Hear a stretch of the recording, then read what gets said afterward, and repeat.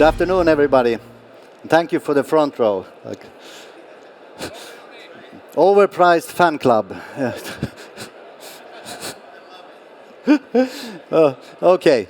So, and thanks for all the visitors as well. So I thought to give a bit different perspective now to AI and agentic AI. A bit more from like a part that we have overlooked a bit, like the technician part. So I will kind of run through a bit our vision in this kind of space and bring it back to concrete examples from our customers and especially the technicians.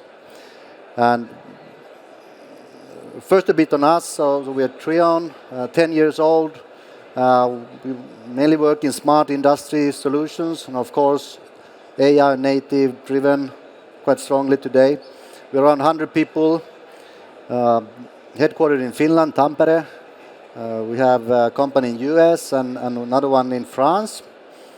And, we are around 30 million revenue at this stage.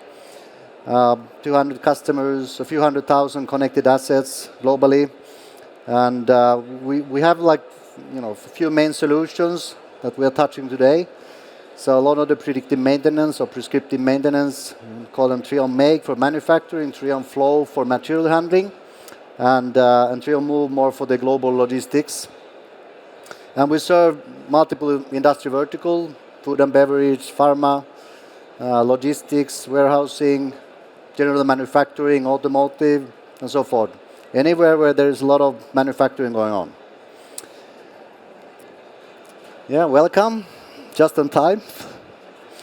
So one of the big challenges we've kind of been studying and looking after is how is the manufacturing landscape changing and how do you organize your operations, not just maintenance, but overall the operations. And, we know the productions as long as people, more production. So 5% growth every year, it means a lot of more, smart production on the planet. At the same time, we hear about the workforce, reducing workforce. You heard about that. So some say, millions of kind of technicians, frontline workers will disappear, retire in the next years, especially in like US, Germany, Japan. And that means a lot of automation. So a lot of automation is coming in. When automations come in, it means there's also a lot of new complexity coming in. Less people, more complexity. And, so what do we do? Especially the frontline workers are we hear them, in the US they say we are overwhelmed. And then we Finstrike, what does that mean, overwhelmed? We have these nice dashboards and nice tools and then they're like, oh, this is like so complex. So who of you are doing school dashboards? Hands up. Any dashboards? Yeah, we have dashboards. And they have hundreds of different dashboards. And then they have a lot of alerts, events coming in all the time. And then there's only a few of them left. So how on earth will they manage all of this complexity? We think we always have the best, coolest dashboard and easiest dashboard. But then they come to the maintenance part and then there is paper manuals. A lot of manual stuff there. So it's a kind of very complex thing to solve. So, we started doing this. And we kind of have created now a quite strong mobile-first, AI-driven predictive maintenance solution. So we know there is this maintenance manager, there's the technicians, and then we have an AI-driven solution which do a diagnosis, detects an issue, send it forward to the maintenance manager, actually mobile experience. It's quite cool. And then it gets routed to a technician which goes and tries to find the assets and then goes to try to fix it, and then it search for manuals and a lot of unproductive stuff. This experience is really good already, but it's so much still manual steps. So we kind of think that we are really strong in the sensing part. We are really our hardware is the best on the planet. So we do good detection of issues. We understand the customer a bit as well, but then when you go into responding to the things you have to do, that's where it starts to be tricky because there's all the manual stuff still there and we don't give the tools. So, we started to try to define what would be our kind of a bit like the keywords we use here, what we're going to build our architecture on. So, sensing, that's very important, and we are super strong in sensing. Then we are kind of getting there in the understanding, but then when you start responding, then most of the predictive maintenance condition monitoring companies starts to, there's no tools actually to fix things. It's more like detection, and then it stops there. And in the future factories, you have to solve also the respond in a smart new way. So in the last kind of year, we started redoing how do we build an architecture, AI-driven architecture to kind of solve the challenge. So we have a big trend of physical AI, physical apps. You can hear it everywhere. You see the humanoids. And that's coming. So we are really strong in the physical side, which is cool because that you need. So we have the add-on sensors, very smart one for different use cases. We also have now looking into getting integrated in pumps, motors. We want to bring smartness inside those to enable the future technicians to do their job. So the physical AI layer is very important. We believe without controlling that, you cannot win in this game. Then everybody is doing AI analytics. Yes, everybody has AI diagnostics. But do you have contextual? So when you combine the physical and the ambient environment with AI, you get contextual AI. It's not just adding manuals, but also adding, sensing the location, where are equipment, sensing the technicians coming. You will have a dynamic, adaptive user experience. So you have to do much more than diagnostics in this space. Oh, and then we have the agents. I don't know. How many have agents? Who are doing agents? One agents? Anybody? So everybody talks about the agents. So what do you do? Where are you doing the agents? So for us, it's about finding those unproductive workflows and try to remove them. And then the agents is doing stuff in the backend, but still you will have human involvement. So we call them productivity companions. So we will create companion experiences in the end. That will be the final steps the humans are doing in any kind of production. So then the AI part, the agentic AI. So we were kind of looking into the roles in our customer base, and especially now in in food and beverage, we have been doing a lot of kind of work in the lately, and we noticed that predictive maintenance is moving towards. It's not anymore maintenance; it's about the operations of the plant.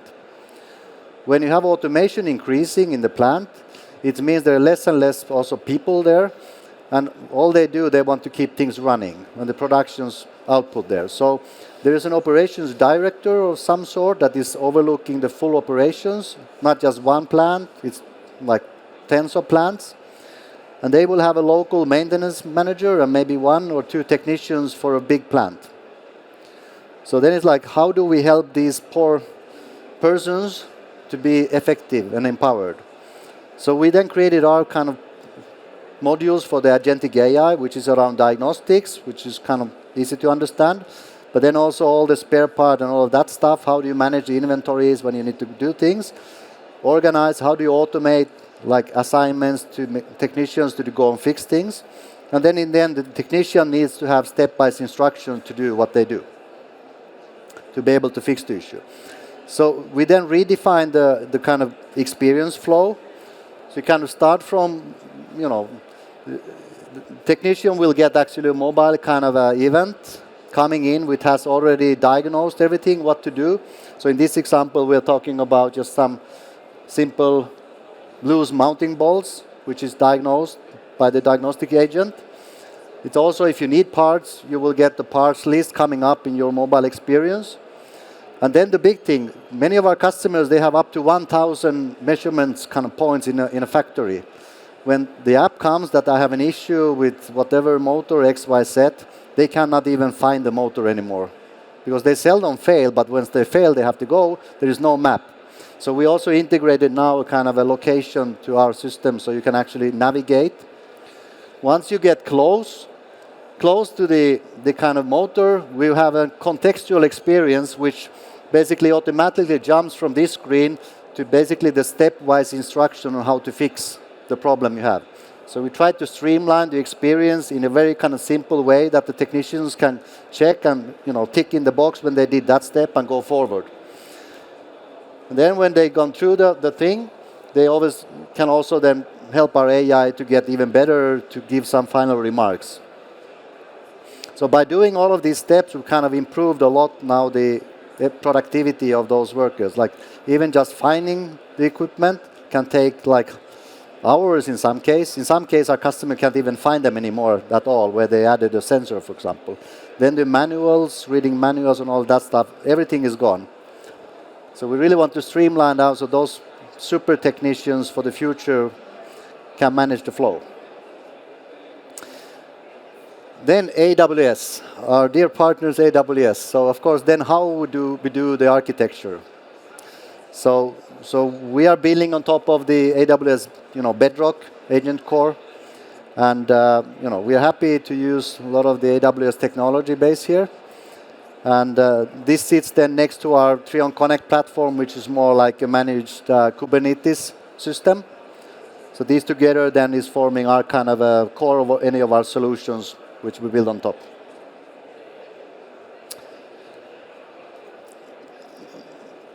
Then as a use case,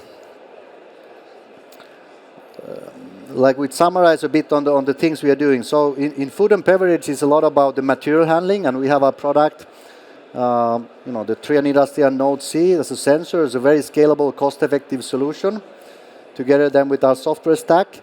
And usually we install for one automated line about 200 up to 1,000 of these in different motors, pumps, whatever, vibrating, rotating. And in the old days, it was about ROI. So, what is the cost of downtime? So in a kind of food and beverage, material handling line, it's like $10,000 an hour, okay? Or it can be 100,000, depending on what they do, how big it is. And everybody thinks that's the thing. That's not the thing of the future anymore. It's not about what is the single cost of downtime. It's actually, when you have that automated plant, you need eyes and ears on your motors because there is no people. So you actually want the operations that is running the factory wants to know what is going on. And you don't get that from all the vertical isolated systems. So the best way actually to get eyes and ears and make your production run is to install sensors or the anode, or then have a motor that has it integrated, which we are like working on also as one step. So it's actually you are not selling anymore to the maintenance team. You're actually selling to who is running the plant. And not one plant, but 100 plants. Because they used to have, for example, 50 people doing per line, doing manual job. They had 3 people anymore. So 20 plants times that amount is 1,000 person working. Now it's down to less than 100. So less people, so they cannot go and walk the floors anymore. So you have to have the eyes and ears. So this is not like an add-on anything, and it's a mandatory thing to actually have your equipment connected with like something that senses the environment. So that's where we build the Treon Flow now to actually solve this. And we can have hundreds of assets or thousands of measurements points in a single facility and a wireless sensing. And then again, we have the experience now, which will be we want to give the technicians now the tools so they can actually handle that full factory, one technician, go and fix everything, and step-by instructions for all of that to increase the productivity.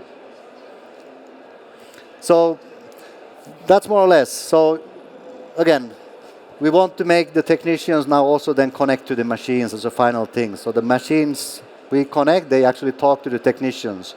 And that's like a difference in what we also want to do. So it's more like human. It's not anymore that the technicians are forced to use technology, but they have this human touch to it. And that's where we have this contexting ambient intelligence coming in. Okay, thank you.